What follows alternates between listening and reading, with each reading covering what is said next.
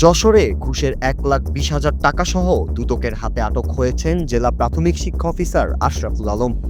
আজ বিকেলে 5টার দিকে নিজ কার্যালয় থেকে হাতে নাতে তাকে আটক করে দুর্নীতি দমন কমিশনের যশোরের সদস্যরা। অভিযোগের ভিত্তিতে তাকে আটক করা হয়।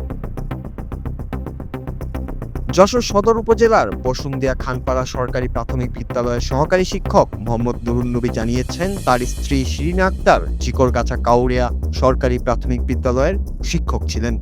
গত বছরের 2 অক্টোবর তার স্ত্রী মারা যান। স্ত্রীর পেনশন সংক্রান্ত টাকার জন্য তিনি জেলা প্রাথমিক শিক্ষা অফিসার আশরাফুল আলমের সাথে যোগাযোগ করলে গত 3 মাস ধরে তিনি নানাভাবে তাকে ঘোরাচ্ছিলেন।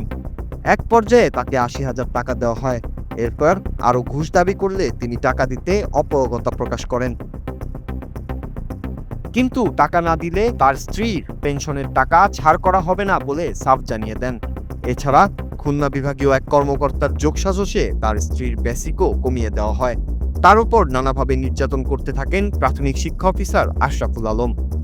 মোহাম্মদ নুর নবী নামের এক ব্যক্তি আমাদের অফিসে এসে একটা অভিযোগ দাখিল করে। এবারে উনি হচ্ছে জেলা প্রাথমিক শিক্ষা অফিসার জনাব মোহাম্মদ আশরাফুল আলমের সঙ্গে একাধিকবার যোগাযোগ করেছেন। হ্যাঁ, এবং এর আগে উনি যেটা বলেছেন যে উনি এর আগে বেশ কয়েকবার ওনাকে ঘুষ দিয়েছেন।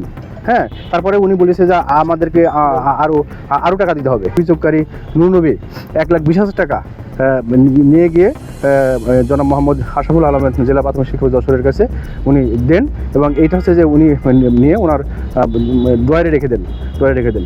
সঙ্গে সঙ্গে আমাদের টিম গিয়ে হাতে নাতে তাকে এই টাকা সহ গ্রেপ্তার করে। তিনি আরও জানান, আজ বুধবার বিকেলে ঘুষের 1,20,000 টাকা দিয়ে ফাইল ছাড়ানোর কথা ছিল। বিকেলে ওই টাকা তাকে বুঝিয়ে দেন তিনি। এ সময় দুদকের একটি টিম প্রাথমিক শিক্ষা অফিসে এসে ঘুষের 1,20,000 টাকা সহ আশরাফুল আলমকে আটক করেন।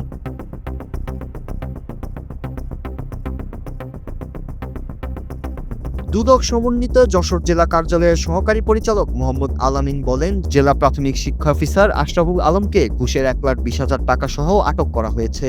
তাকে জিজ্ঞাসাবাদ করা হচ্ছে, তার বিরুদ্ধে মামলার প্রস্তুতিও চলছে। Nur Raju, Bangla TV news desk.